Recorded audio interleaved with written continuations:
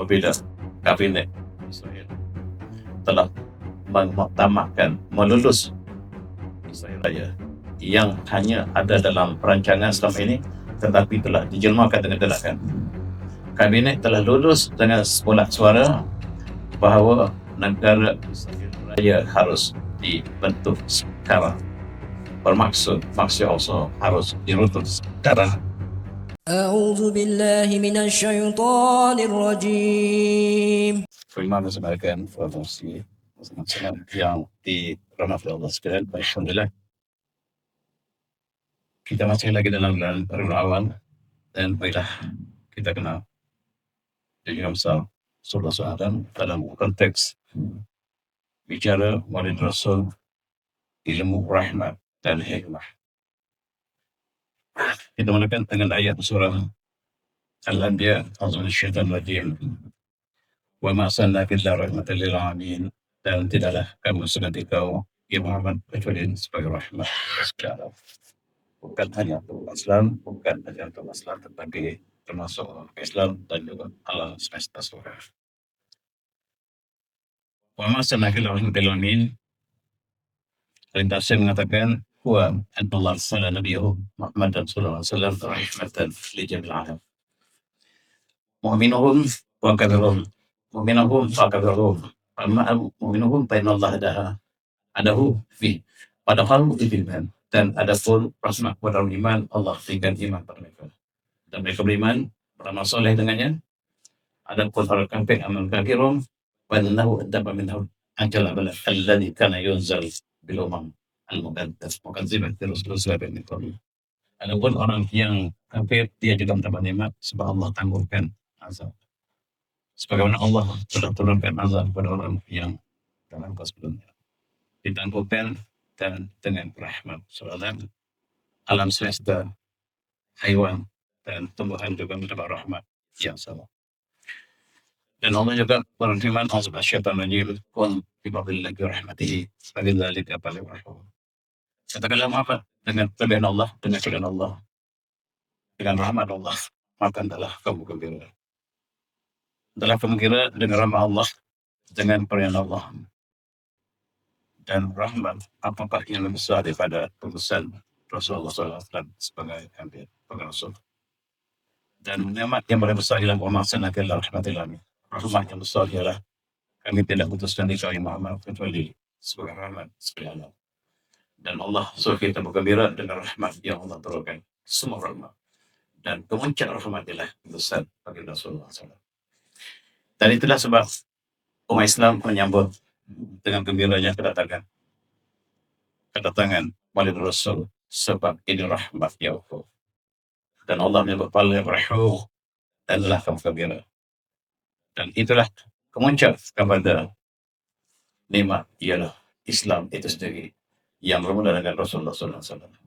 Kita lihat inilah orang menyambut di Asia Tenggara, di Indonesia mereka menyambut besar-besaran. Di Turki juga mereka menyambut secara besar-besaran.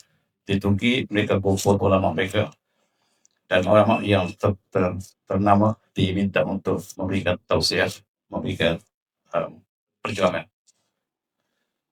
tentang Rasulullah, sifat Rasulullah, khuluq wal khalq, sifat Rasulullah dan juga akhlak Rasulullah yang agung. Ini dibicarakan oleh Syekh Jamil. Kali ini di Turki, di Jepang, ulama Syria, yaitu Syekh Jamil, untuk memberikan tazkirah kepada ulama di Turki.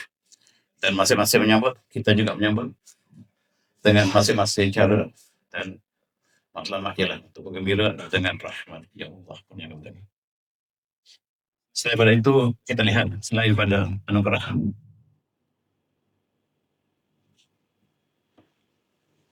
kita juga menyambut dengan memberikan pengaduhan kepada beberapa tokoh yang berjasa dalam kepada umat. Dan inilah yang dipilih tahun ini, 6 tokoh yang hebat dalam berbagai bidang, dan antaranya adalah pengurusi tabung haji itu sendiri, dan yang lain adalah mereka yang terlibat dalam bidang masing-masing memberi sumbangan yang besar kepada Allah. Alhamdulillah. Dan apa yang kita kagum ialah Yaman. Yaman menghimpun 5 juta umat Islam untuk turun merayakan Maulid Rasul. Ini tak pernah berlaku di atas muka bumi. Setakat sejarah yang dicatat tidak pernah berlaku. Hatta di Padang Arafah pun paling ramai 3 juta. Tahun ini Saudi mengatakan bahawa jumlah umat Islam yang hadir di Padang Arafah ialah 3 juta. Tetapi Yaman keluar 5 juta. Dan ini satu fenomena yang sangat luar biasa. Apakah yang menyebabkan tahun ini berbeza dengan tahun lepas? Khususnya dalam konteks Yaman, ada beberapa perkara. Pertama ialah faktor kecintaan Rasulullah. Kecintaan Rasulullah yang sangat tertanam dalam jiwa setiap orang Yaman. Sehingga menyebabkan setiap saluran televisyen di Yahudi terkejut. Berita Arab mengatakan stesen utama Yahudi terkejut sebab dia tak pernah sangka manusia boleh kumpul 5 juta manusia. Tidak mungkin. Tapi sudah berlaku 5 juta. Ini satu bahagian, panjang lagi. Penuh. Dan ini mengkemparkan Yahudi yang takut dengan kesatuan Islam. Ini baru Yaman, bukan lagi gabungan dengan negara lain. Dan mereka dapat melihat bagaimana kecintaan terhadap Rasulullah dipamerkan oleh orang Yaman. Bukan satu faktor saja, ada faktor lain. Faktor lain yang menyebabkan 5 juta hadir di perayaan Maulid Rasul di Yaman ialah sebab Yaman ada waktu dengan Gaza. Gaza telah sampai ke puncak. Bumi mereka telah musnah segala-galanya. Dan Yaman memberi pertolongan, tetapi Yaman juga telah didekat. Yaman juga telah dizalimi sama seperti Gaza. Dia asalnya ingin menolong saudaranya, tetapi dia juga mendapat pahala yang sama. Dan kemuncaknya lah seluruh kabinet telah terbunuh. Seluruh daripada Badan Menteri dengan seluruh kabinet yang sedang mesyuarat telah terbunuh. Berita ini barangkali tidak sampai ke Malaysia. Yang sampai ke Malaysia ialah Perdana Menteri mereka yang terbunuh, syahid dalam serangan Israel. Tetapi sebenarnya seluruh kabinet yang penting, antara kabinet mereka yang terlibat ialah Menteri Sosial, Menteri Pertanian, Menteri Ekonomi, Menteri Keadilan, Menteri Informasi, Menteri Pendidikan, Menteri Luar, Menteri Dalam Negeri, dan Datuk Angkatan Perang Yaman sekaligus telah syahid. Inilah menyebabkan 5 juta telah keluar menakjubkan dunia, tapi berita tak keluar banyak. Yang keluar hanyalah berita-berita yang tidak penting, berita-berita rakyat, berita-berita daripada negara Arab semata-mata, dan berita Yaman saja. Dunia tidak menyiarkan. Dan rupa-rupanya seluruh kabinet telah terbunuh. Dan faktor Gaza yang telah sampai 2-3 hari lepas, 64,656 yang telah syuhada. Rakyat, lelaki, wanita, tua, muda, kanak-kanak, kebanyakannya telah terkorban syuhada sejak daripada 709 hari ini. 709 hari selama hampir 2 tahun mereka telah dilakukan demikian oleh Israel. Ini faktor yang menambah 5 juta keluar ke jalan raya. Dan sehingga puncaknya ialah ini ialah anak muda baru belasan tahun, 10 tahun, 9 tahun yang dibentuk untuk menjadi pasukan bola ke Gaza, dan 10-10-nya telah dibunuh oleh Israel. Kemuncak 10, tinggal seorang lagi, barangkali penjaga gol. 10 pemain sahabat yang diambil secara random untuk menjaga bahwa Gaza masih ada anak-anak yang masih belum dibunuh, dan dibentuk satu pasukan bola sepak 10 orang, 11 orang, dan 10 dibunuh oleh Israel. Kemuncak. Inilah menyebabkan 5 juta yang keluar. Tidak ada faktor ini barangkali suka untuk kumpul 5 juta, sedangkan pada Eropah pun paling banyak 3 juta. Dan mengikut statistik yang dikeluarkan oleh Israel sendiri, dia mengatakan sebenarnya yang dikeluarkan oleh Gaza tidak tepat. Sebenarnya jauh lebih banyak. 200,000 yang terbunuh dan cedera di Gaza. Itu disebut oleh Panglima Perang Israel sendiri. Contohnya seperti faktor yang ketiga ialah faktor 2 minggu lepas apabila kabinet Israel telah mengutamakan melulus Israel Raya yang hanya ada dalam perancangan selama ini, tetapi telah dijelmakan dengan gerakan. Kabinet telah lulus dengan sebuah suara bahawa negara Israel Raya harus dibentuk sekarang. Bermaksud also harus diruntuh sekarang. Dan itu sebab dia sangat sensitif. Maksudnya masih also akan runtuh. Selama ini ialah perancangan, sekarang tindakan. Dan itulah sebab di manakah Israel Raya daripada sebagai sebuah dalam yang lalu, daripada Sungai Nil sampai Singapura, termasuklah seluruh negara Arab, termasuklah kota yang diserang 2 hari lepas. Kontan ialah permulaan kepada negara Arab yang harus ditawan oleh Israel. Dan Gaza dianggap oleh Israel telah selesai. Kontan diserang ialah sebahagian daripada perancangan Israel Al-Kubra, Israel the Great Israel. Dan sangat tepat. Mereka bom sangat tepat. Dan kontan ialah penyokong Israel. Penyokong Amerika, kawan tak menjadi halangan untuk dimusnahkan. Dan tentera Amerika yang terbesar bekalan di Timur Tengah ialah di kota. Yang menarik katanya, mereka berita Arab yang tidak dapat resmi, tidak dapat dipastikan. Jet berjuang lepas bom yang kata kononnya adalah untuk bom Hamas, mereka mendarat di kota. Inilah penghinaan yang sehina-hinanya. Mereka dapat wang daripada Qatar. Qatar memberi 3-5 bilion dalam perjanjian terakhir untuk memberi kepada Amerika, memperkuatkan tentera Amerika. Rupa-rupanya Amerika serah pada Israel untuk hancurkan Qatar yang memberikan wang untuk Amerika. Selesai. Dan itulah menyebabkan dunia Arab hari ini gempar. Seluruh dunia gempar, tetapi Malaysia setenang air di atas. Tidak ada apa berlaku. Di Malaysia tak ada apa berlaku. Sedangkan seluruh dunia sekarang telah gempar. Satu benda yang besar akan berlaku. Sebab negara-negara yang berkumpul dengan organisasi Israel, mereka mula membuat benda yang kembali, termasuk Qatar. Inilah antara faktor yang menyebabkan 5 juta yang keluar. Dan kemuncak kezaliman Israel dalam masa 3 hari, dia telah bom Afrika Utara, North Africa,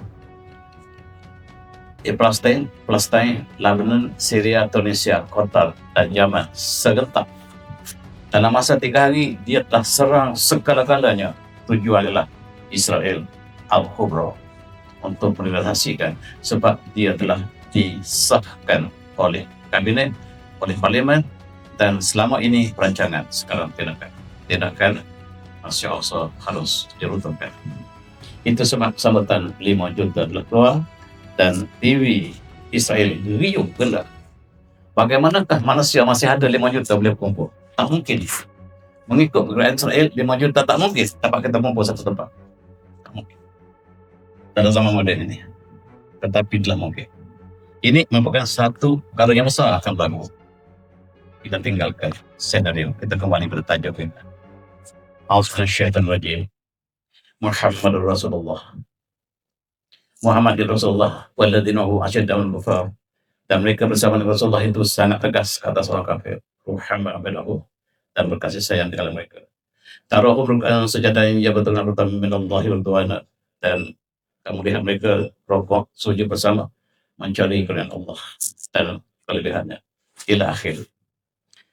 Dan marilah kita kenal perjuangan Rasulullah selama 23 tahun membentuk Islam, iman, dan ihsan. Sekiranya Islam itulah pohon yang subur, ibadah Islam itu lahir di atas pohon yang hijau, tetapi iman bercabang di bawah. Yang menguatkan pohon ini ialah iman. Iman tak dapat lihat, terbenam di bawah tanah. Dan akhlak ialah buah yang lebih daripada pohon iman dan Islam itu sendiri. Dan Rasulullah membawa ketiga-tiganya. Dan kemuncak Islam ialah akhlak yang indah. Dengan ketiga-tiga tadi, Islam, iman, dan ihsan, cahaya Islam berkembang dengan cepat di semenanjung Arab. Dalam masa 23 tahun, seluruh bumi Arab yang jahiliah telah menerima sinar Islam. Dikirakan 1,000 kilometer persegi sehari. 1,000 kilometer sehari perkembangan kalau kita kira sekarang, keluasan bumi semenanjung dengan 23 tahun maksudnya 1,000 kilometer sehari. Dan perkembangan ini sangat luar biasa. Perkembangan Islam yang sangat pesat. Dan dalam masa zaman Khulafaur Rasyidin, perkembangan lebih luas sampailah ke Parsi di timur dan Rom, Mesir di barat. Dan terus berkembang ke timur ke barat sampailah ke Rusia, dan Islam berkembang dengan memerdekakan manusia. Bukan penaklukan tetapi pembukaan Al-Fatihah. Al-Fatihah berbeza dengan penaklukan sebab penaklukan ialah sebagaimana British lakukan kepada kita, menukarkan zaman cahaya kepada kegelapan. Itu penaklukan. Tetapi Islam membuka Fatihah Mekah, Fatihah Al-Andalusia, menukar zaman gelap ke zaman cerah. Oleh sebab itu Islam tidak menggunakan penaklukan. Tetapi profesor kita di universiti, seluruh profesor menggunakan penaklukan Islam ke atas Parsi, penaklukan Islam ke atas Spanyol. Ia telah makan dengan suapan yang diberikan oleh Talis. Islam membuka dan memerdekakan Mesir. Dan maksud daripada pembukaan ialah walakin Allah ibtah akhana lil kerjaan ibad min ibadil ibad ila ibadah rabbil ibad min dunya ila satil akhirah. Itu maksudnya pembukaan. Pembukaan ialah memerdekakan Mesir, mengeluarkan Mesir daripada menyembah sama manusia kepada menyembah Allah yang mencipta manusia. Min dunya ila satil akhirah, daripada kesempitan dunia kepada keluasan akhirat. Itu maksud pembukaan. Dan dengan akhlak yang indah inilah kita lihat seluruh Eropah, sebahagian Iberia telah menerima sinar Islam dalam masa yang sangat singkat. Tariq Ziyad masuk dengan 7,000 tentera, bertemu dengan 70,000 tentera. Satu lawan berapa? 1,000. Dan yang sedikit menang. Satu perkara yang tidak pernah berlaku dalam sejarah ofisial. Dan Islam bertapak begitu agung di sini, akhirnya sampai ke negara kita. Alhamdulillah, thumma alhamdulillah. Inna hazihi ummatukum ummatan wahidah wa ana rabbukum fa'budun. Dan sesungguhnya inilah umat kamu, umat yang satu, dan aku Tuhan kamu, kata Allah. Dan inilah sembah aku. Islam berkembang ke timur dan barat, al-masyariq wal magharib, dan tepat yang sebelah barat ke timur dalam masa yang sangat singkat. Mengikut angka, Islam sampai ke Jawa ketika zaman Sayyidina Muawiyah lagi. Catatan petani mengatakan Islam sampai ke petani pada tahun 43 Hijriah. Sangat awal. Tetapi British datang, dia mengatakan Islam sampai ke Melaka kurun ke-15. British berbohong. Dan kita hafal di sekolah sampai. A'udzu minasyaitonir rajim. Yu'til hikmata man yasha' wa man yu'tal hikmata faqad utiya khairan katsiran wa ma yadhakkaru illa ulul albab. Dan Allah memberikan hikmah pada siapa yang dikehendaki, dan pada siapa yang Allah kurniakan hikmah, maka sungguhnya Allah telah berikan kebaikan yang berlimpah. Dan tidak ada yang mau peringatan kecuali mereka yang ulul albab. Dan Iqra bismi rabbikal ladzi khalaq, bacalah dengan kalimat Tuhanmu. Inilah yang menyebabkan Islam cemerlang. Satu aspek yang saya nak tumpukan inilah hikmah, tajuk percaya kita. Hikmah inilah yang menjadi kemuncak kepada ilmu. Dan ditanya kepada Imam Nawawi, apakah maksud hikmah? Ini tarbat Imam Nawawi. Hikmah menurut Imam Nawawi ibaratun anil ilmi wa muqtasaf bil ihkam al-mushtamal ala ma'rifah billah tabaraka ta'ala, maksud bin nafasil basirah tazid an-nafs tahqiq al-haqq wal-amal bih was-sidq wal-amal bih was-sidq tiba al-hawa al-batil wal-hakim man lahu dhalik. Itu tarifat panjang. Hikmah ialah satu ibadah ilmu yang bersifat indah, kemas, yang meliputi makrifah kepada Allah Ta'ala yang disertai dengan nafasul basirah, dengan jiwa yang mendalam, tazibun nafs, penyucian jiwa, tahqiq haqq, menyempurnakan yang membenarkan yang hak, dan wal amalih, dan beramal dengan kebenaran, wasad dan tiba al hawa al batil, dan mencegah daripada nafsu dan juga kebatilan, wal hakim mallahu dzalik. Siapa yang ada ciri itu, maka dia seorang hakim, seorang yang berhikmah. Di atas dasar itulah kita lihat dalam Islam ketika zaman Abbasiyah telah terbina Baitul Hikmah, yaitu pendidikan yang tidak darah. Pendidikan bukan terjemahan, tapi tadi mengatakan terjemahan, tidak. Terjemahan satu hal, satu bahagian, tetapi ialah pendidikan, pengkajian dalam berbagai ilmu, di dalam ilmu falak. Dan umat Islam telah bersepakat, ulama di Baghdad bersetuju, para ulama kita setuju bahawa bumi ialah bulat. Dan inilah peta yang lukis oleh umat Islam di Baghdad. Dan mereka letakkan garis kosong darjah melalui Mekah untuk merujuk kepada timur dan barat untuk tujuan kiblat dan sebagainya. Kemudian diletakkan garis bujur dan garis lintang oleh umat Islam. Dan mereka telah sepakat bahawa bumi ialah bulat berdasarkan laporan yang jelas. Tetapi hari ini mereka berbalik lagi. Selama hampir 1000 tahun kosong darjah berada di Mekah. Tetapi akhirnya kita kalah dalam perkembangan akhirnya Perancis telah menang atas Eropah. Maka mereka bawa kosong darjah ke Paris. Tetapi dalam peperangan terakhir di antara Perancis dengan British, dalam peperangan Waterloo, British telah menang, maka dia rebut kosong darjah, dia bawa dari Paris ke Greenwich sampai hari ini. Ketahuilah asalnya lah daripada Mekah. Sebab kita yang lukis Mekah, kita lukis peta ini.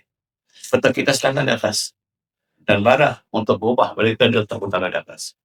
Kita semua standar di atas. Ini peta yang lukis oleh Islam, dan barangkali tidak ada profesor kita yang diperlukan. Sebab profesor kita hanya baca buku atas orientalis. Al-Biruni telah mengira jarak ataupun jari bumi, sebab sudah sepakat, tak ada bincang bumi globe, berapakah jari bumi. Dan inilah yang dilakukan oleh pengiraan yang sangat genius.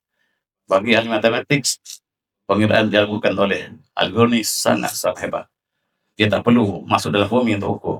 Dia hanya naik atas puncak gunung dan tengok sudut, dan kemudian berbandingkan kepada sedikit geometri.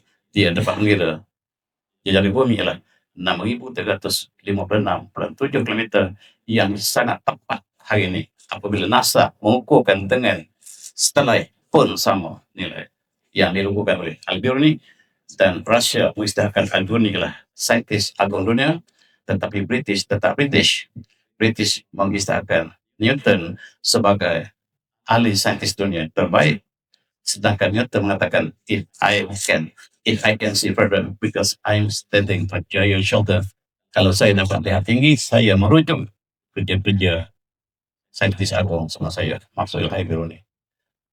Newton merujuk Al-Biruni, dan dia diisytiharkan sebagai saintis agung sampai hari ini. Sedangkan yang dirujuk, yang disalin kembali dalam adalah filosofia matematika ditulis oleh Newton, kebanyakan daripada umat Islam. Tentu seperti di Istanbul masih ada lagi globe yang disediakan. Ini adalah satu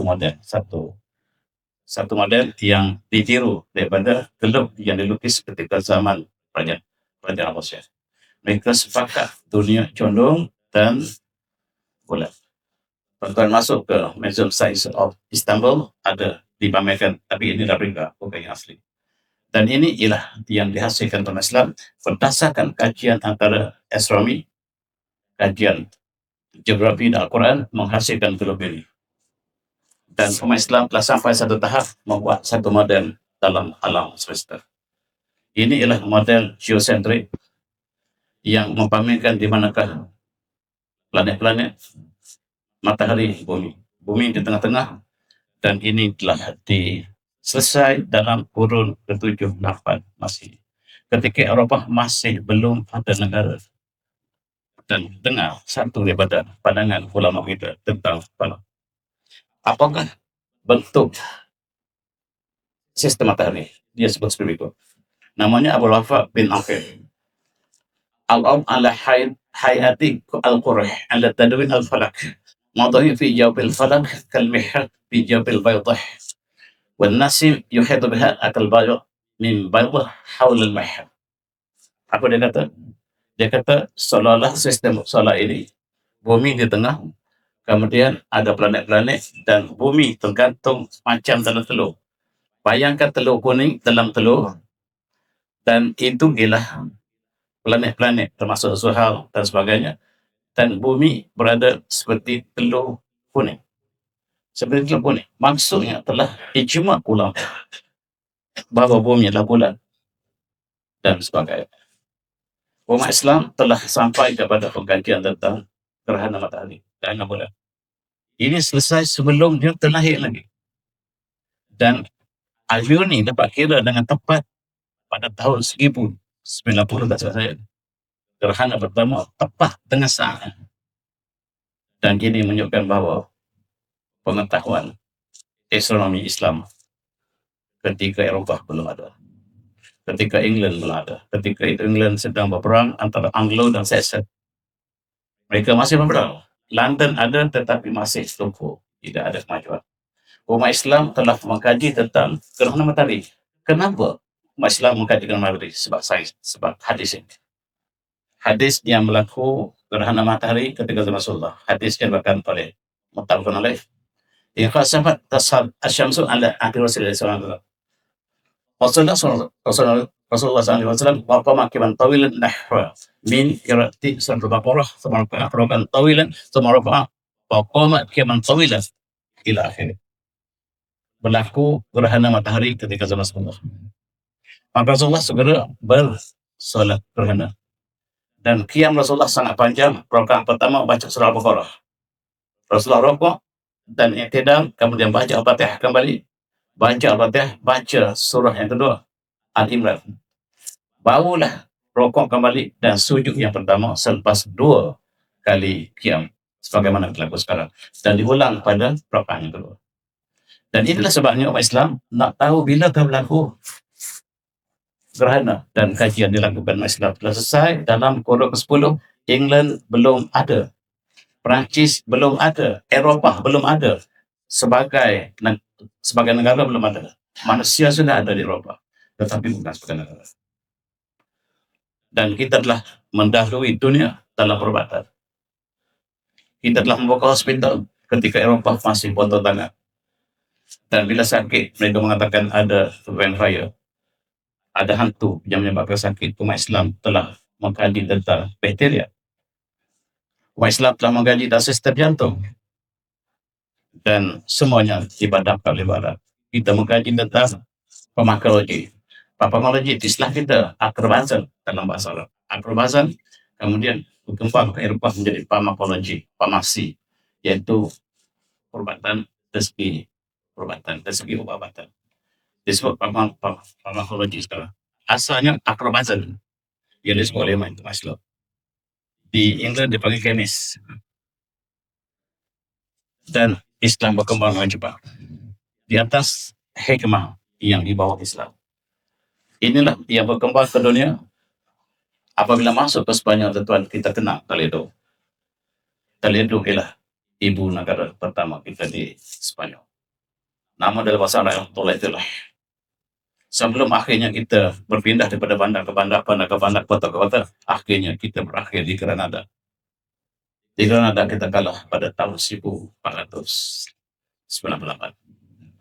Dan berakhirlah satu episod kejayaan Islam di Eropah. Dan jangan lupa sebelum kita jatuh, kita ada kota Alhambra yang dikagumi sampai sekarang, yaitu architecture masterpiece yang ditinggalkan oleh umat Islam terdahulu, yang dapat kita saksikan di Granada dan di Alhambra. Alhambra itu ialah Al-Hamra, yaitu kota merah. Dan tentunya pernah melawat, tengoklah masjid di Cordoba yang dipenuhi oleh Islam, tidak ada taranya. Dan inilah jabatan yang dibina masih kekal sampai hari ini. Dan di Cordoba kita sudah ada perpustakaan yang mempunyai 400,000 jilid yang terdapat dalam 44 katalog. Buku yang kita simpan adalah ada 400,000 judul, bukan 4,000 buku, 4,000 judul. Satu judul mungkin ada 20 jilid. Dan 40,000 judul buku di Cordoba ini disimpan dalam 44 katalog, sedangkan di Eropah belum ada sebuah buku pun, kecuali Bible. Di Eropah belum ada sebuah buku pun. Dan kita mengajar dalam bentuk yang sangat sistematik. Dan kita pakai jubah bila mengajar, bukan sombong, tetapi sebagai intirah kemuliaan guru. Dan guru diberikan persalinan dengan serban. Kalau satu tingkat itu satu tahap, 2 tingkat, dan 3 tingkat ialah pemuncak Maha Guru. Dan ialah Maha Guru.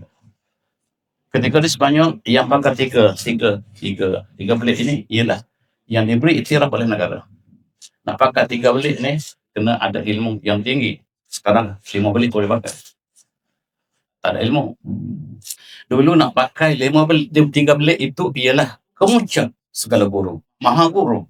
Kalau yang BA kita kena satu lele. Tak boleh 3 tingkat. Yang 3 tingkat ialah Maha Guru. Dan pakaian jubah ialah pakaian resmi, intelektual. Dan kita mau buka universiti pertama sebagai kenang-kenangan kita. Universiti pertama kita Universiti Parai di Marrakesh. Ya masih ada sekarang, tapi sayang dalam ranking universiti tak pernah muncul dalam senarai universiti. Yang muncullah Universiti Singapura. Universiti Singapura nampak tempat nombor yang ke-8 dunia. Universiti asal dia Universiti Melayu. Universiti Melayu tempat 52. Tengok ranking dia buat. Singapura dapat tempat ke-8 dunia. Itu ialah cawangan Universiti Melayu. Induk dia 52. Yang paling baik setahu saya. Atau 100 lebih sekarang. Barangkali Allah. Tetapi universiti pertama tidak ada dalam senarai. Tengoklah barat. Dan sejarah inilah yang disepak kepada dunia. Universiti Azhar yang ketiga.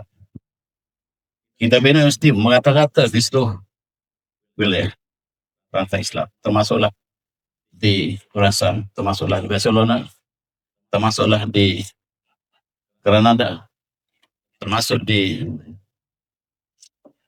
seluruh Spanyol. Kemudian kita membina universiti pertama Eropah. Apakah universiti pertama yang dibuka di Eropah? Di Paris, Universiti Sorbonne. Siapa buka? Umat Islam. Ibn Rushd, seorang ulama kita yang ada konflik dengan Al-Ghazali. Dia lebih diterima daripada. Dan kumpulan dia sebut Ar-Rushdiyah. Dalam bahasa Latin disebut Emerism. Dan mereka lah yang membina universiti pertama di Eropah. Universiti pertama di Eropah ialah Universiti Sorbonne, universiti terbaik dunia. Tapi Amerika masih isytiharkan Harvard terbaik. Ini yang terbaik. Orang Malaysia orang belajar. Ada sini tak? Ini universiti yang paling sukar untuk masuk. Universiti Sorbonne, tapi orang Malaysia tak tahu. Sebab kenapa dia disembunyikan? Sebab dia membuka universiti ini lah. Itu masalah. Dan kurikulum digunakan di sini adalah mantik. Ilmu pertama yang diajar di sini adalah mantik.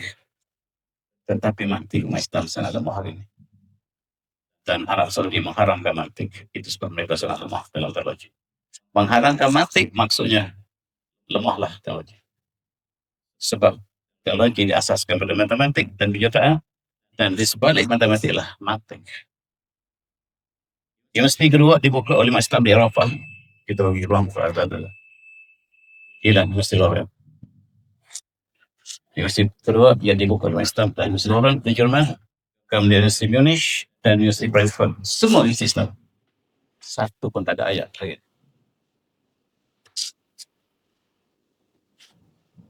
Contohnya seperti Universiti Munich ialah universiti kejutaan terbaik dunia. Tetapi kerana dibuka oleh Islam, dia ditutup. Dan mereka isytiharkan Universiti Berkeley, California, engineer terbaik. Tuan-tuan, di sini pendidikan kita mistis. PN beliau Volkswagen diadakan dan Kristen diasaskan Institut Indonesia hasil umat Islam. Itu sebab dalam Perang Dunia Pertama, Jerman apabila diminta untuk menghancurkan Islam Turki, dia kata kami bersama dengan Turki Islam sebab kami terutang budi, kami dapat teknologi daripada Islam. Kami mendapat teknologi yang kami ada sekarang adalah daripada Islam dan kami tidak boleh belok ke Islam. Yang paling ikhlas Jerman. Itu sebab tuan-tuan sangat benci dengan Jerman.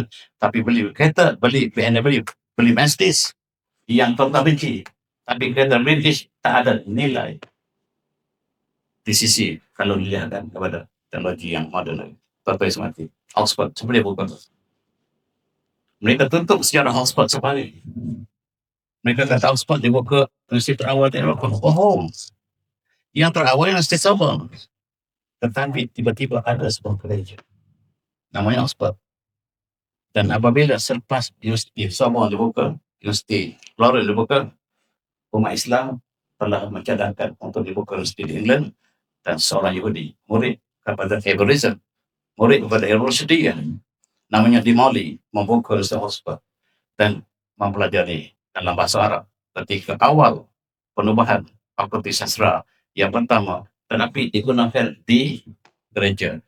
Dan apabila England sejarah, dia sebut sejarah gereja itulah sejarah Oxford. Oxford sangat lewat. Dan belajar fisik pertama ialah Newton. Newton membaca banyak karya-karya Islam. Dan itu sebab dia tulis Principia Mathematica, Principia Philosophia. Itu dalam bahasa Latin. Bahasa Inggris tak guna masa itu, bahasa kampung. Tuan-tuan, ini ialah orang British, orang Barat yang pertama yang belajar Islam. Dia belajar, tapi dia pakai Islam. Thomas de Aquinas, tuan-tuan yang belajar falsafah kenal orang. Seperti pakaian. Untuk masuk kepada universiti, mesti di Spanyol, mesti pakai jubah, mesti pakai serban. Serban dan jubah simbol intelektual. Kalau lulus BA, 1 bilik. Master 2 dan PhD barangkali 3. Mahal guru yang 3 tinggi tadi. Dan dia tulis tulisan Latin, Arab tulis kanan ke kiri. Dia tulis kiri kanan, tapi dia tulis Latin kiri ke kanan, kanan ke kiri. Ini tulisannya.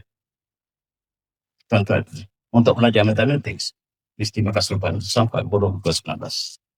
Sebelah kanan dia Island, daripada Perancis, pakai serban, pakai jubah.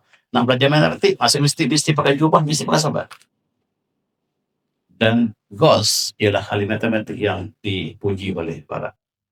Dia masih pakai serban dan jubah dalam kurun yang ke-19.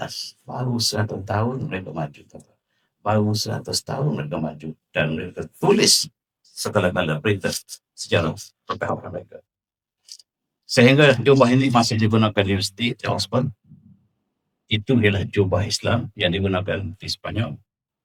Hari ini, hari convocation, mereka menggunakan robe yang sama, jubah Islam yang sama. Tuan-tuan berarti daripada Jepun sampai ke Rusia, sampai ke Eropah, sampai ke New Zealand, masih pakai jubah Arab. Sampai hari ini, majlis convocation, ingatlah semua Islam.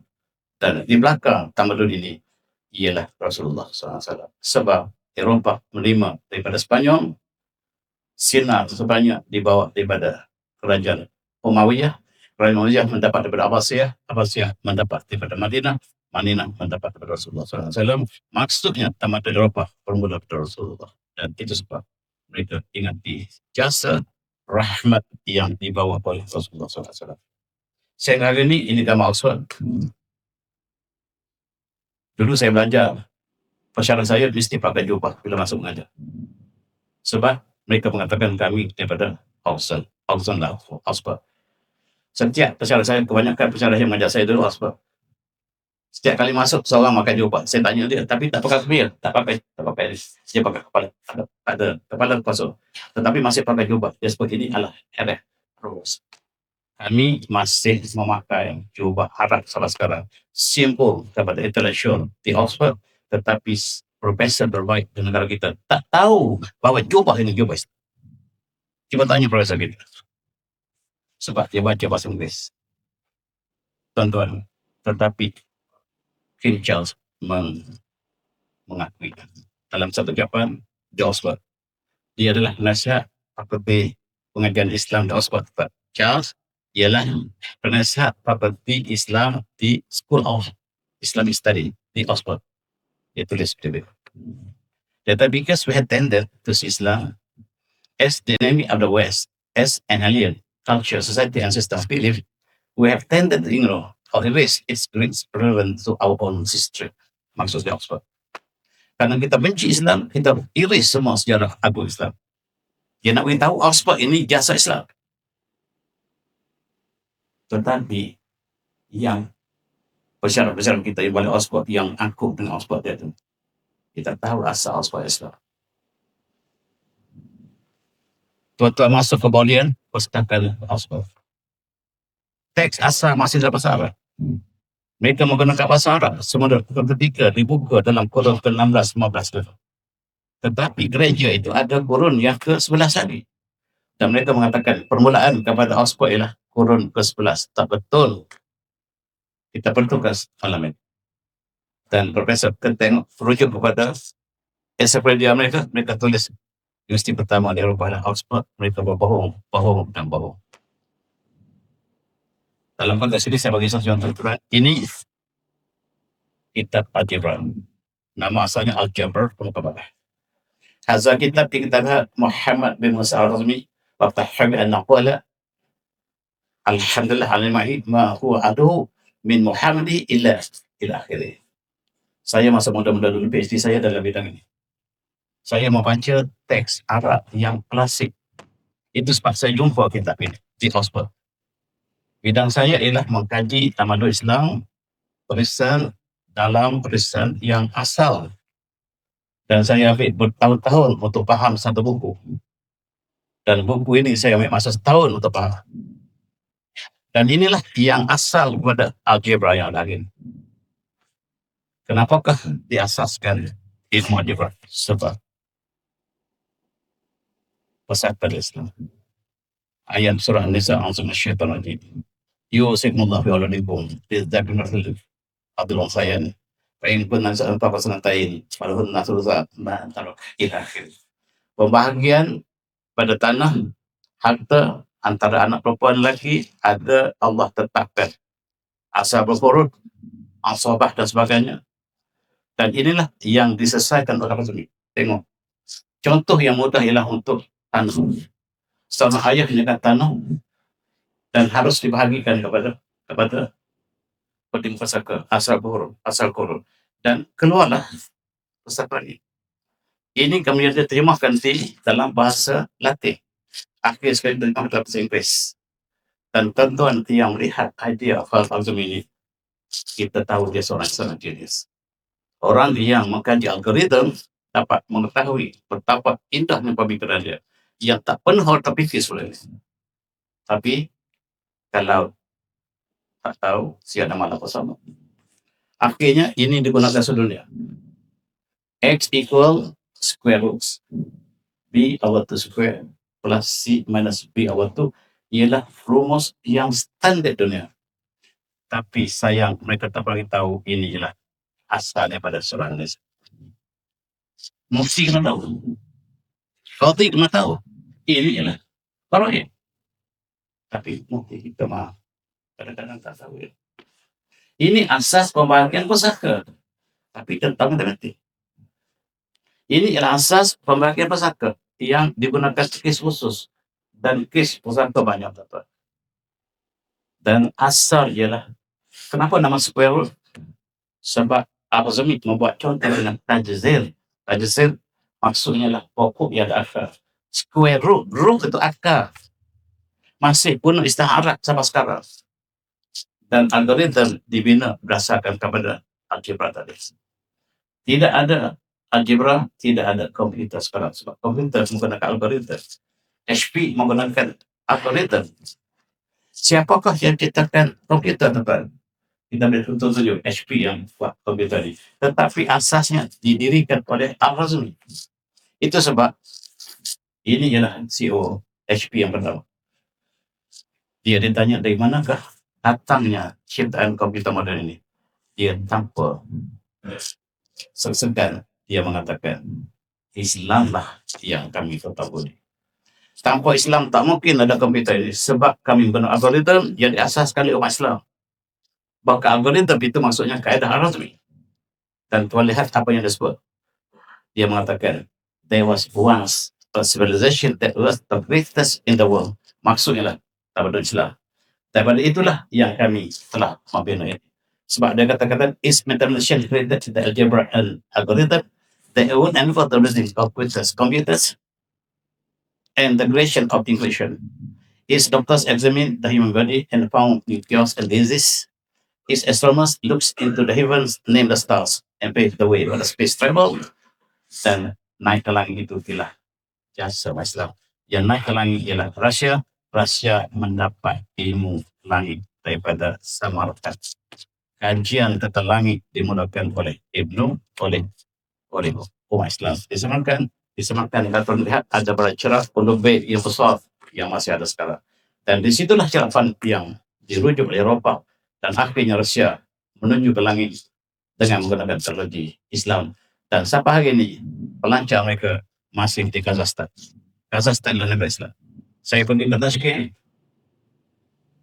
Fantastik, tuan. Karya Falak Astronomi. Ada satu universiti, satu bangunan yang tak saya baca lagi. Bila saya open nak baca, saya tak yakin saya pandai bahasa Arab.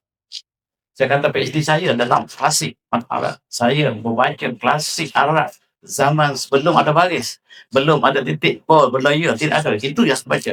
Tuan-tuan, saya ambil masa yang saya faham PhD saya. PhD saya dalam tamadun Islam. Dan saya mengkaji manuskrip yang berbagai. Sampai sekarang. Tetapi beberapa orang boleh baca. Termasuk aktif Islam tak boleh baca. Aktif Islam boleh baca manuskrip yang saya baca tadi. Dan inilah yang diakui oleh pengkaji yang ikhlas. Umpamanya Thomas Arnold mengatakan is highly probable that but for the Arab Muslim modern European civilization will have never arrived at all. Tak ada Arab, kita tak ada tamadun sama sekali. Tak ada Islam, Eropah masih gelap sampai sekarang. Inilah sebab kita mendalami masuk wa ma arsalnaka illa rahmatan lil alamin. Tidak kami tuliskan di tauhid Muhammad kecuali sebagai rahmat sekalian alam. Contoh yang kedua tentang izinkan saya kami masuk terus. Ayat Quran surah Al-Baqarah auzu minasyaitonir rajim. Thumma qasat qulubukum min ba'di dzalika fa hiya kajarah. Fa hiya kal hajarati aw asyaddu qaswa. Wa inna minal hajarati lama yatafajjaru min anhar. Fa inna minha lama yashaqqu min fajaku ba'dun min hulma. Wa min inna minha lama yahbatu min khasillah. Wa muqabilu bil annat. Kemudian hati orang Yahudi itu menjadi keras, bahkan lebih keras seperti batu atau lebih keras pada batu. Sesungguhnya di antara batu ada yang terpancar air sungai, anak sungai lebih celah batu. Dan di antara mereka ada yang pecah dan mengalir air di celah batu. Batu tidak sekeras hati orang Yahudi. Dan Allah mengatakan wa inna minha lama yahbitu min khasyatillah. Dan ada batu yang jatuh sebab takut pada Allah. Keyword dia lah takut pada Allah. Wa inna minha lama yahbitu min khasyatillah. Inilah yang kajian graviti Islam. Jatuh ke bawah bukan kena graviti sebab batu takut pada Allah. Sebab itu sunnah Allah. Allah telah letakkan kalau di bumi batu jatuh ke bawah, di bulan jatuh ke atas. Kalau di atas dia naik ke langit, batu jatuh ke atas. Di bawah jatuh ke bumi. Sebab Allah mengatakan wa inna minha lama yahbitu min khasyatillah. Dan itu sebab umat Islam mengkaji graviti. Newton hanya datang 700 tahun kemudian. Tapi kena tipu lagi di sekolah. Dan ini disebut oleh Al-Razi umpamanya. Al-Razi mengatakan seperti berikut. Berdasarkan ayat Quran ini, dia mengatakan inna dzalika natijun an qawadin tujzab hadhil ajsam bidijah markazil alam. Sebab batu jatuh sebab force menarik dia ke pusat bumi. Itu gravity disebut oleh Newton. Inilah kitab yang dirujuk oleh Newton. If I can see further because I am standing on your shoulder. Kata Newton. Newton tak bohong, tapi penulis datang kemudian yang berbohong. British yang berbohong. Dan umat Islam telah mengkaji. Ibn Malika telah mengkaji dalam kurun yang ke-10. Batu yang kecil, batu yang besar jatuh serentak ke bawah. Tiba-tiba barak kata Galileo yang lahir kurun ke-18. Bohong, tak bohong. Semua bohong. Sejarah bohong. Apa saya nak beritahu di sini ialah bermula dengan ayat Quran. Kajian sains dan nanti bermula dengan Al-Quran. Inilah saya nak bawa kembali. Saya dengan Mufti Bahar cuba bawa kembali seperti ini dalam masa 10 tahun. Tetapi saya yang kita jumpalah orang kampung. Dan maksud daripada Mufti Bahar ialah supaya bukan budak-budak yang faham, tapi ayah fahamnya, supaya ayah yang bawa anak-anak ke tempat kembali untuk pertemuan kembali antara Al-Quran dengan yang lain. Dan tuan-tuan Islam inilah umat Islam mengkaji. Umat Islam mengkaji dalam 700 tahun sebelum Newton lahir. Mengkaji tentang peristiwa gerhana matahari. Peristiwa pasang surut, sebab graviti. Bila bulan dekat, dia akan tarik air ke atas dan yang menjadi surut. Kemudian bila bulan jatuh jauh, dia akan kembali semula dan dia pasang. Dan umat Islam telah mengira perkara ini. Sejak daripada Eropah belum ada. Cuba tengok tulisan-tulisan yang saya baca masa PhD saya. Ini tulisan yang saya baca masa PhD saya. Ambil masa berbulan-bulan untuk faham. Ya, ini sudah ada titik. Ini ada titik. Tapi buku algebra ini belum ada titik sama sekali. Ya dengan tak ada sama. Dan kita kena kes baca.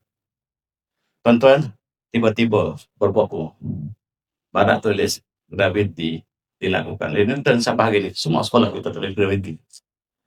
Sebab kita ditipu oleh British. Sebab British datang untuk menjajah kita. Takkan bangsa yang menjajah lebih rendah daripada bangsa yang menjajah. Yang itu sejarah. Cuba tengok istilah di mana yang ada sekarang. Dalam bahasa Inggeris. Bahasa Arab kemudian Cement. Dalam jatuh. Syahmat. Bahasa Arab. Medras. Madrah. Nadir. Masaj. Al-Masah. Mirror. Miratan. Mirror itu bahasa Arab. Mirror. Miratul itu perempuan. Sebab perempuan suka nak cermin. Malu orang sebut miras. Kemudian Merry Christmas. The more, the merrier, the happier. Itu daripada marah. Kill, qatl. Jasal. Kemudian kita lihat Amirul Bah.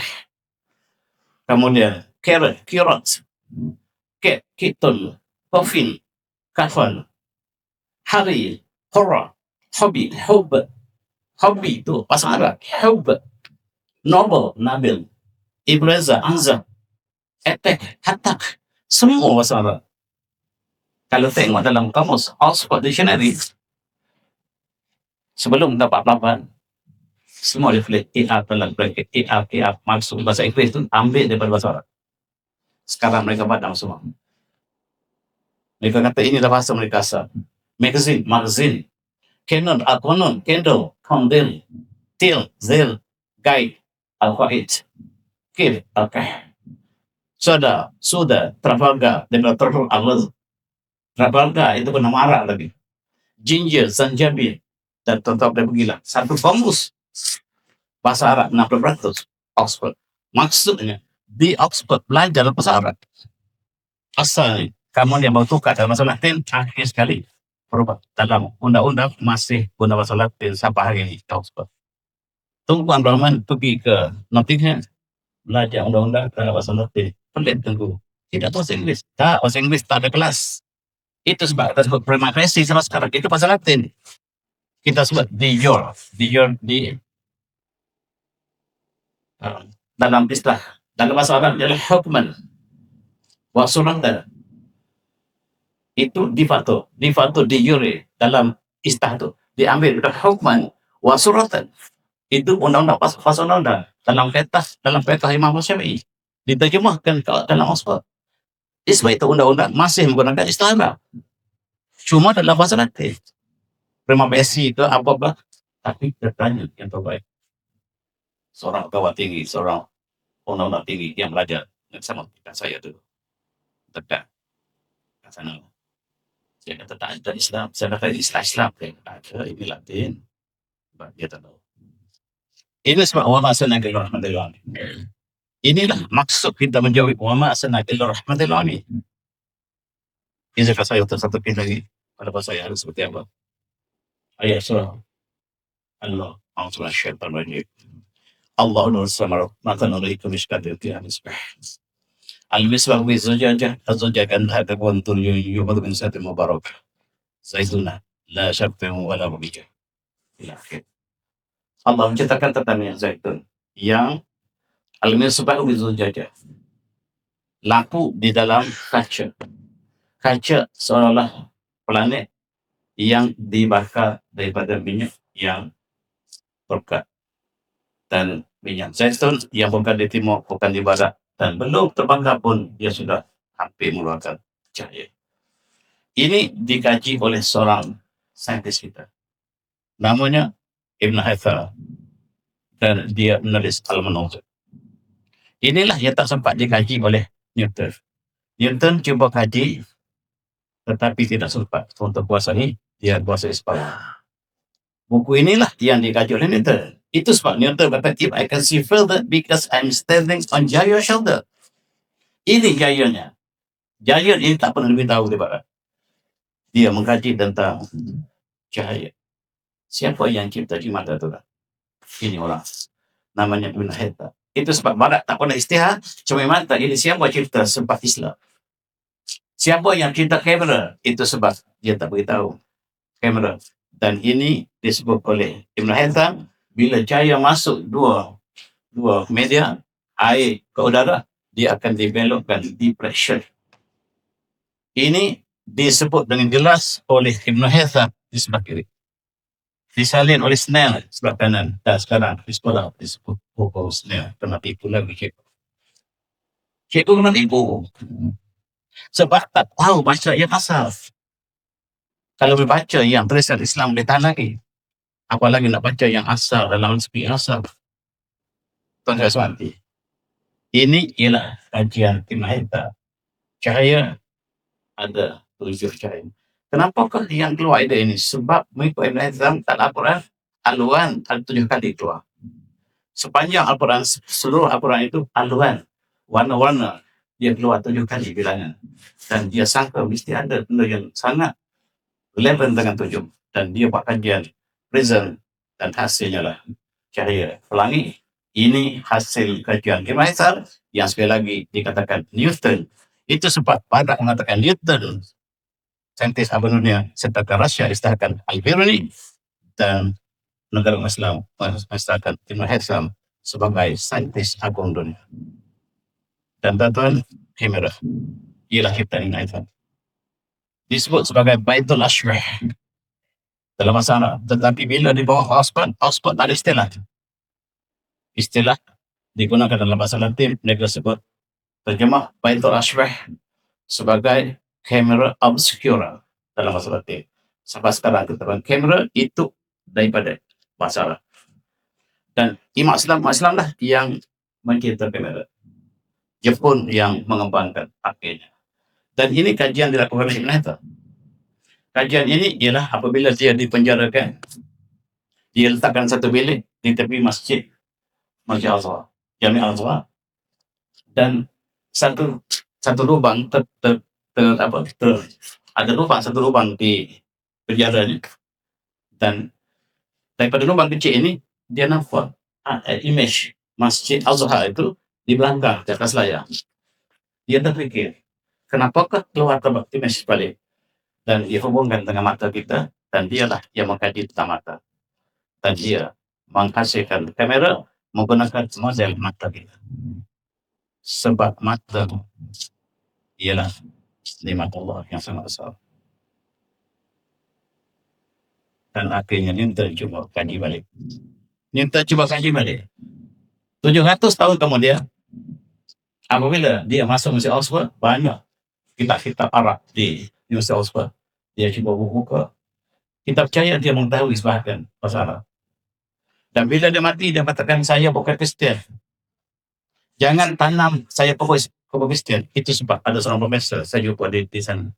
Dia mengatakan, kami jangkakan Newton seorang Muslim. Kami jangkakan. Walaupun tidak ada satu bukti yang jelas.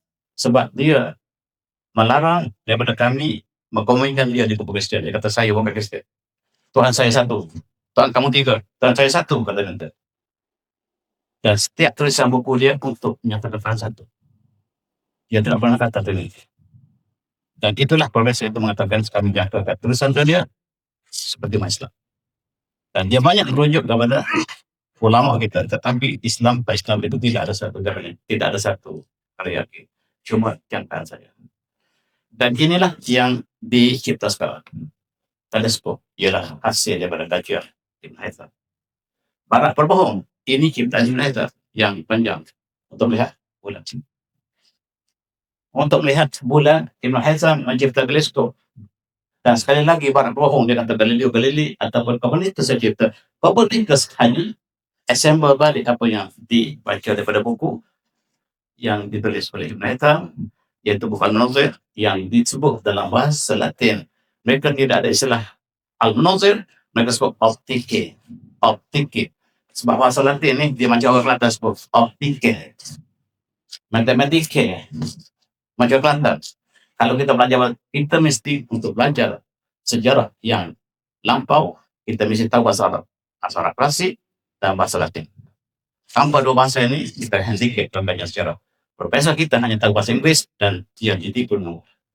Sebab dia tidak ada rujukan asli. Tentu saja nanti hari ini teknologi berkembang hebat. Menggunakan teleskop yang diciptakan oleh Islam, akhirnya dikembang di barat. Betul, barat mengembangkan. Dan berakhir dengan yang dilakukan oleh Hubble Space, Hubble Teleskop yang dapat melihat alam semesta dengan luas. Buat pertama kali, gambar galaksi dapat diambil oleh Hubble Teleskop dan Hubble menggunakan asas prinsip teleskop yang dibina oleh Islam. Dan hari ini penukaran angkasa raya, sebagaimana disebut oleh HP tadi, COCP, pengembaraan di angkasa kita mesti serius, kita mesti indeks kepada Islam. Sebab Islam lah yang mengkaji tentang langit dan sebagainya. Dan nama-nama di langit masih lagi menggunakan bahasa Arab. Bintang-bintang masih menggunakan bahasa Arab. Dan hari ini UNESCO mengisytiharkan optik bukan ciptaan barat, tetapi ciptaan Islam. Buat pertama kali UNESCO berani mengatakan International Year of Light 2016 pas kita dedikasikan kepada Muslim. Buat pertama kali. Tak pernah dalam sejarah barat mengakui bahawa optik adalah ciptaan asli Islam. Tidak ada mana, dan dia kembali surah An-Nur. Allahu Akbar. Mata nuri kami sekata fiha misbah. Al-misbahu bizujajah, az-zujajah karena kagak betul. Itulah asal kajian langit bermula dengan surah An-Nur. Hari ini betapa jauh rasa kita daripada Al-Barat. Di UPM ada seorang pelajar. Ada exam ditulis Bismillah. Potong Bismillah sebelum saya marking pesawat. Seorang pelajar master, bukan master. Dalam tesis dia tulis Alhamdulillah. Potong. Sebab kami melihat kualitatif, kami hanya melihat saintifik, tidak melihat dengan agama. Yang tulis yang kata itu masyarakat Melayu. Cukup jauh, sedangkan asal saintifik itu bermula dari Ibrahim.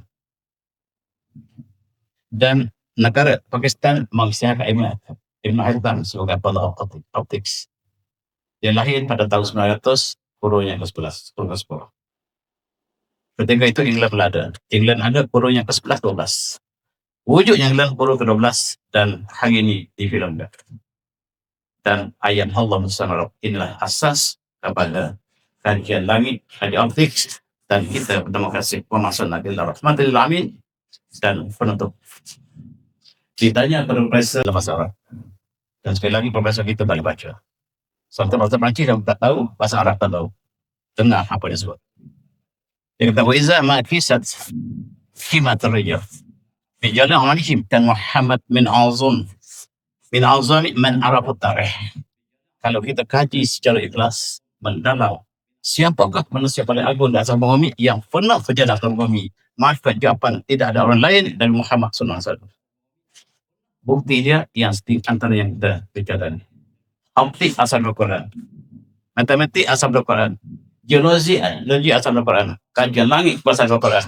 Jadi yang paling berpengaruh dunia, termasuk dalam dunia ekonomi seluruhnya, Muhammad SAW daripada Quran. Orang bukan Islam mengakuinya, tapi saya tidak. Wakata pada ulama Arab Al-Gharb yang sifu Muhammad ma'ana tansab ini, sebab para ada tansub mereka bias dalam sejarah dan amal basair mereka mata. Walaupun kata menafsirah pribadi, tetapi sekiranya seorang penulis sejarah yang adil, maka dia akan sampai ke sama Muhammad manusia beliau. Dan inilah yang disebut oleh CEO HP komputer Yahudi. Dia seorang Yahudi, tetapi dia mengatakan tanpa Islam tidak mungkin ada komputer ini.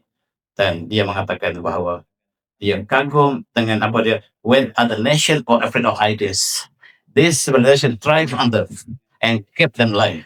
When senses threaten to wipe out knowledge from the past civilization, that this civilization keep the knowledge alive and pass it to others. While modern Western civilization shares many of these traits, the civilization I'm talking about was Islamic world from the year 800 to 1600. Dan dia kata which include Ottoman Empire and the Kota Baghdad, Damascus and Cairo. And so on. Dia mengakui tanpa Islam tidak ada sebarang teknologi di barat. Dan apakah hasilnya? Dia dipecat serta-merta oleh HP. Dan dia kata saya wasati, saya beritahu kebenaran, Anda tak percaya, tak ada masalah. Dan keluar dalam Business Week kata-kata yang terakhir yang dia akui bahawa tanpa Islam tidak ada sebarang teknologi. Dan kajian yang melibatkan akal saya bermula dengan ayat ini. A'udzu minasyaitonir rajim. Qul siru. Fanzuru kaifa nuqatta thumma Allahu nasyatal akhir. Innallaha ala kulli syai'in qadir. Dan katakanlah wahai Muhammad, menggambarkanlah kamu pada muka bumi dan lihatlah bagaimana Allah melakukan ciptanya, dan pasti Allah akan membangkitkan kehidupan di akhirat nanti, dan Allah Maha Kuasa atas sesuatu. Sekarang tuan-tuan, orang Arab yang paham bahasa dia, kalau orang Arab bercakap kun siru alal ardi, tiba-tiba Allah mengatakan kun siru fil ardi, orang Arab sangat kagum. Sebab manusia hanya terfikir berjalan di atas bumi, tetapi Allah mengatakan berjalan fil ardi. Zarafi kecil, tetapi makna sangat luas. Fi boleh atas muka bumi, boleh bawah bumi, maksudnya boleh dalam perut bumi. Sekarang manusia masuk ke bumi, boleh bawah laut, boleh atas udara, semuanya fil ardi. Dalam satu kalimah dia merangkumi semuanya. Oh, ini mukjizat Al-Quran. Jangan terjemah Al-Quran. Terjemah Al-Quran hilang mukjizat. Kalimah fi tak boleh terjemah siapa-siapa. Ya bolehlah kita huraikan maksudnya. Qul sirul dan mengembaralah pada muka bumi, boleh di langit dan umat Islam mengembarakan langit di atas kalimah. Dan Rusia memudahkan kajian dan terperinci umat Islam melukis, menyatakan nama bintang, dan seluruh kajian yang berakhir dengan kajian langit bermula dengan ayat ini. Oleh sebab itu, betapa rapatnya kita nak rapat kembali pelajar kita, sekurang-kurangnya belajar sekolah agama, supaya kita tahu dirangkumkan antara Islam, Al-Quran dan saintifik. Dan sekarang alhamdulillah di beberapa negara luar negeri sudah ada sains tahfiz sains. Dan antaranya ialah di Kelantan, ini depan saya cucu saya. Ada Mr. Danaman, dia antara yang awal di sekolah sains tahfiz Polanas.